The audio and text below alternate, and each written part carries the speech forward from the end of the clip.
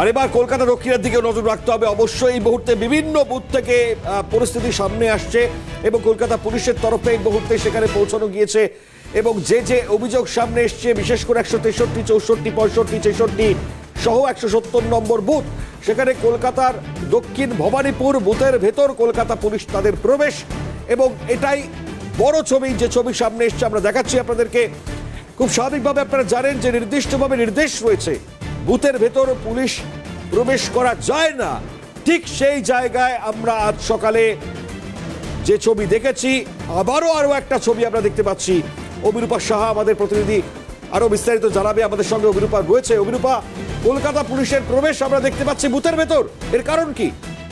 দেখো, দক্ষিণ কলকাতা লোকসভা কেন্দ্রের একাধিক বুথগুলি থেকে অভিযোগ আসছে এবং যে ছবি আমরা দেখাচ্ছি, বুথ প্রেমিসেসের একেবারে ভেতরে কলকাতা পুলিশের আধিকারিকরা রয়েছেন, সেই ছবি একাধারে স্পষ্ট।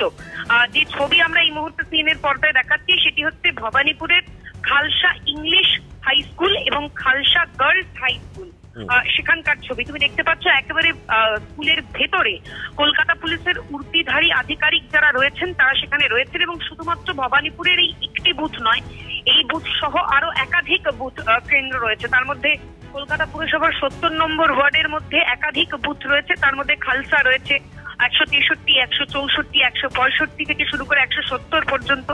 এছাড়া 148, 149, 152, 151, 157 এই ধরনের একাধিক জায়গা থেকে কিন্তু এই একই ছবি উঠে আসছে। ফলে সেক্ষেত্রে দাঁড়িয়ে নির্বাচন কমিশনের যে গাইডলাইন, সেই গাইডলাইন রীতিমতো ভঙ্গ করে বুথ কেন্দ্রের ভেতরে কলকাতা পুলিশ কর্মী তিনি রয়েছেন এবং স্বভাবতই এই প্রশ্নটা উঠছে তাহলে পুলিশের ভূমিকা নিয়ে। তার কারণ যেহেতু বেআইনি ভাবে বলা যেতে পারে পুলিশ কর্মীরা একেবারে বুথ কেন্দ্রের ভিতরে পৌঁছে গিয়েছেন, যেখানে সম্পূর্ণ ভোট দান প্রক্রিয়া সেটা কিন্তু একেবারে সবকিছু রেগুলেট করা হয় এই কেন্দ্রীয় বাহিনীর জওয়ানদের মোতায়েন রেখে। ফলে এই দক্ষিণ কলকাতা লোকসভা কেন্দ্রের ভবানীপুর বিধানসভার 70 নম্বর ওয়ার্ড থেকে এই ছবি কিন্তু উঠে আসছে।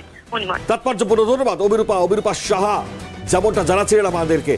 এবং খুব স্বাভাবিকভাবে আপনারা জানেন মিত্র ইনস্টিটিউশন, সেখানে মমতা বন্দ্যোপাধ্যায় ভোট দেবেন, তবে তার আগেই এই করে কলকাতা পুলিশের প্রবেশ আমরা দেখতে পেলাম এবং সেই জায়গা থেকে দাঁড়িয়ে অবশ্যই অভিযোগ এই মুহূর্তে কিন্তু স্পষ্ট আসলো।